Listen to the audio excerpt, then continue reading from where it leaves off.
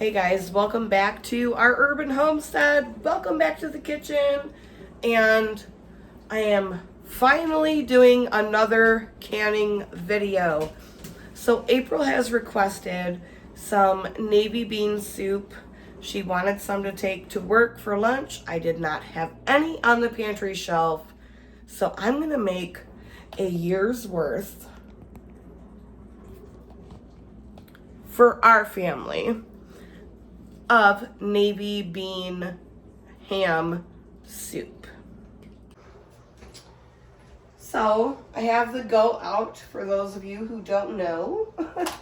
This is the name of my All-American canner because it is the greatest of all time. This is like the Lifetime Achievement Award for canners, and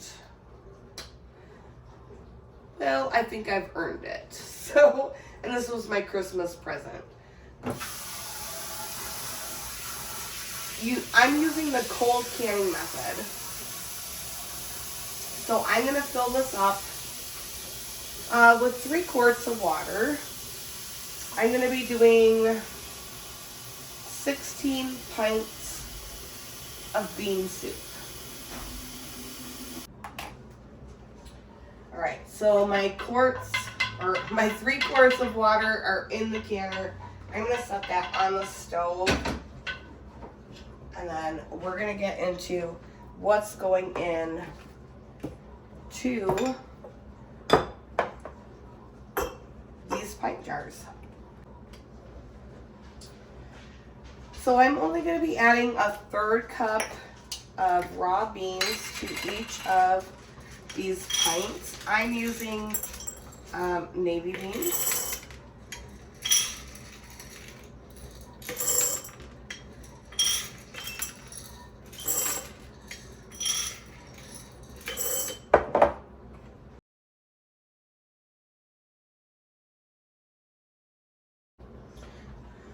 And so with the big mess that I made, spilling beans everywhere, I just kind of divvy those up in between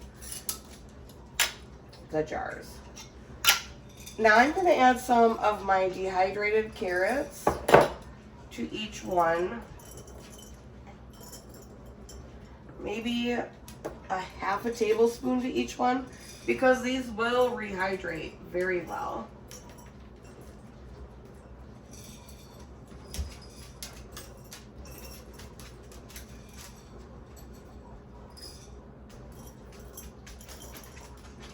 Sprinkle it down.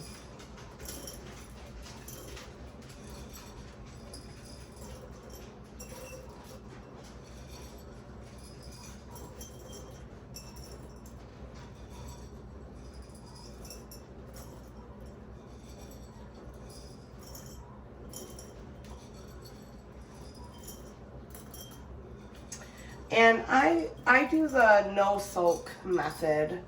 Some people prefer soaking them overnight in the jars without anything added, just the beans and a little apple cider vinegar. That's completely fine. That's just not the method that I choose to use. Then I've got some dehydrated celery.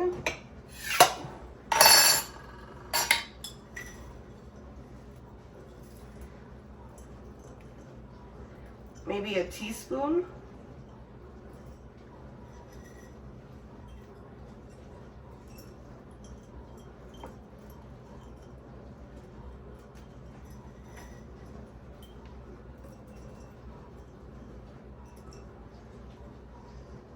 This dehydrated celery smells so good, you guys. I wish you could smell it.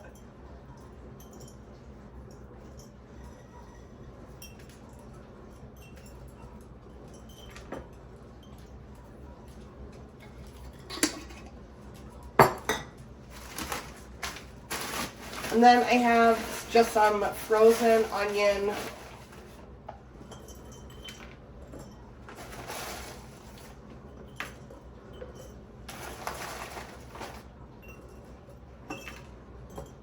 I'm going to put a little bit of that into each jar.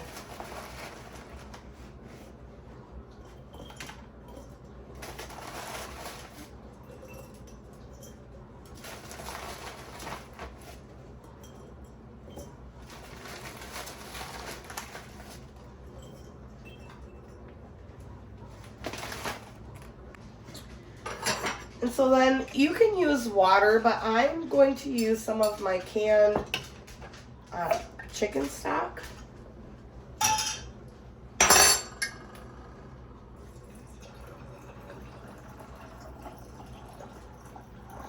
Oh, we gotta put the ham in. Whoops, so I totally forgot about the ham, guys. If you're vegetarian,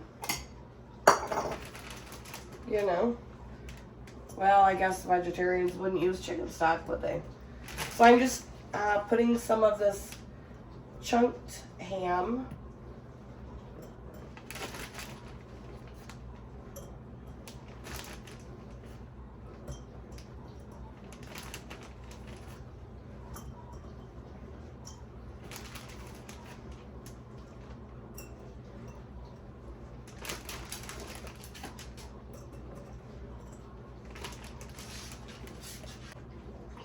Okay, so now we are going to fill our jars to 1 inch headspace with the chicken stock,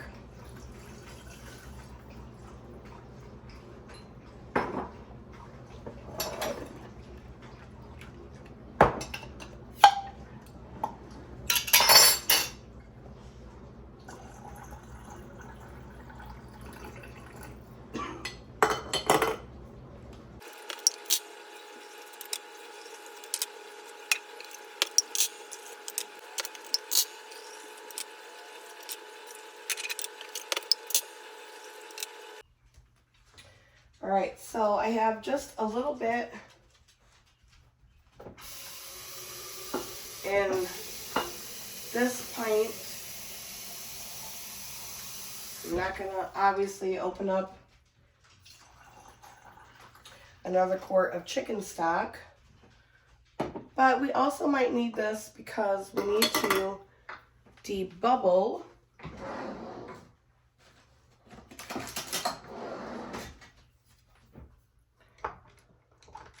the jars. So you just want to give that a stir.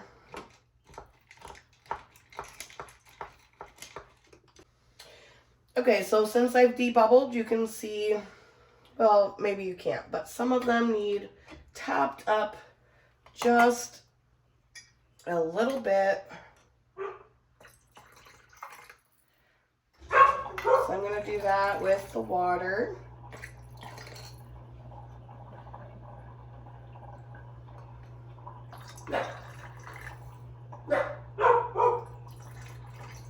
Just to the 1 inch headspace. You don't want to overfill because if you do, you're going to get siphoning.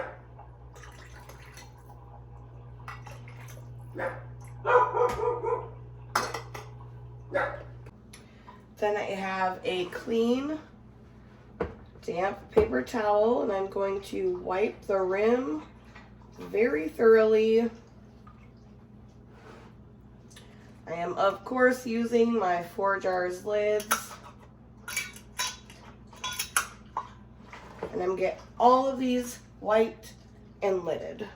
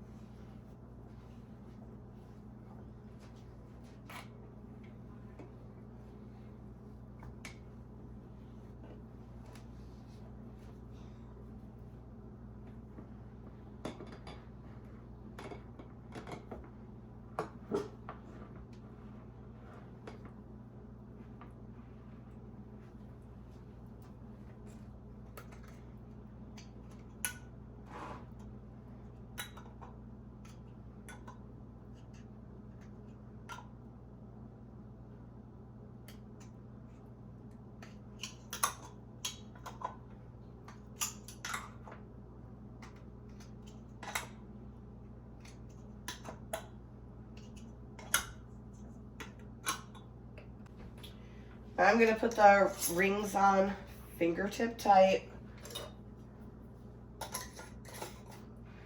And of course I'm using my 4 jars lids. There is a link and a code in the description for both Canadian and US. You will get 10% off of your order each and every time if you use my code and my link. And I've been saying it for almost a year now. These are the only lids that I will use. I have a wonderful seal rate with them. They seal every time, or their logo is always pops with 4 jars. Yeah, it truly does. They're great lids.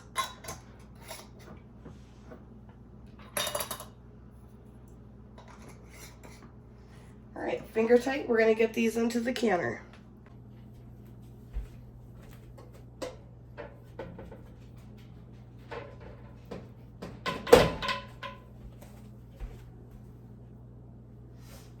Again, I'm using the cold can method, so my canner is cold.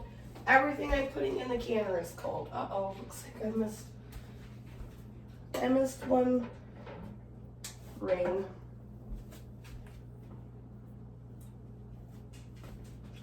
1, 2, 3, 4, 5, 6, 7, 8.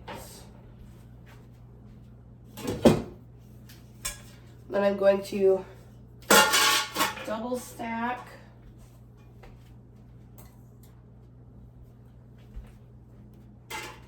You can double stack when you're pressure canning, not when you're water bath canning.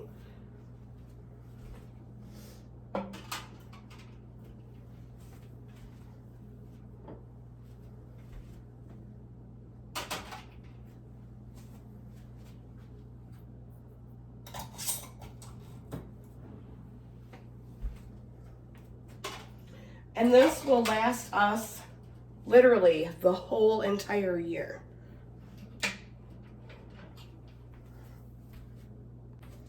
For those of you not familiar with how the All-American canner works, it does not have a gasket like my stovetop Presto canner or my digital Presto canner.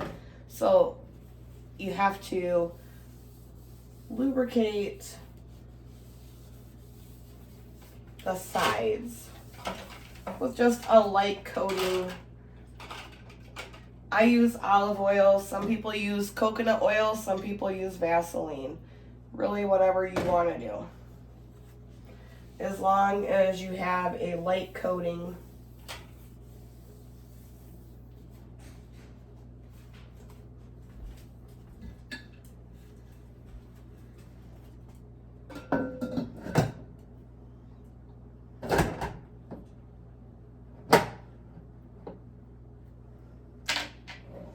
Get that lined up.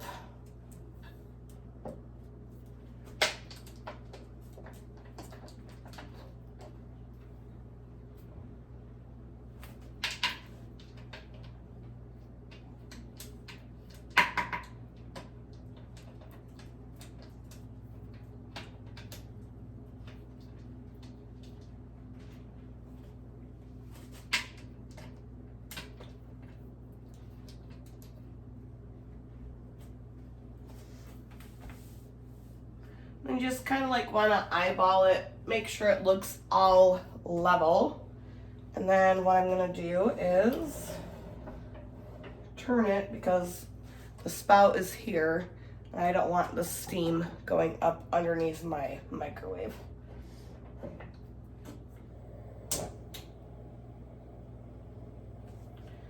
Turn it on high.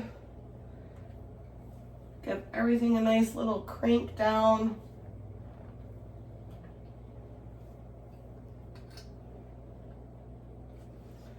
And we're going to wait for this to spout a stream of steam. We've got a steady stream of steam. I'm going to set my timer for 10 minutes. Timer just went off and I put my weight on 10 pounds of pressure per my elevation. Let me turn off my timer before it beeps at me again. And once this gives a really big jiggle, wiggle around, I'm going to set my timer for 90 minutes. So regardless if I had the ham in it or not, beans need to process for the same amount of time that protein does, because beans are a protein. So 75 minutes, because I'm doing pints. I'm used to doing quarts, guys, sorry. So 75 minutes for the pints, 90 minutes if you are doing quarts. And I'll see you guys when these come out. Woo! Tanner's gone wild. All right, so at this point, this is where you want to set your timer. And again, like I said, 75 minutes for pints, 90 minutes for quarts, and we're going to turn this baby down until it jiggles between 1 to 4 times a minute.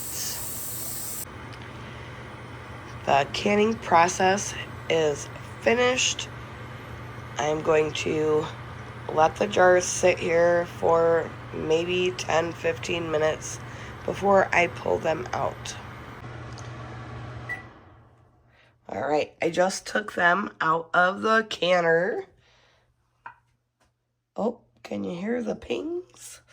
Lots of them have already sealed, and I'll be back to show you what they look like in the morning. So it's the next day, and they look beautiful. Now I'm going to take off the lids, wash them down, and then get them on my pantry shelf. Don't forget, I'm using the 4 Jars canning lids. There will be a link and a code to save you 10% off.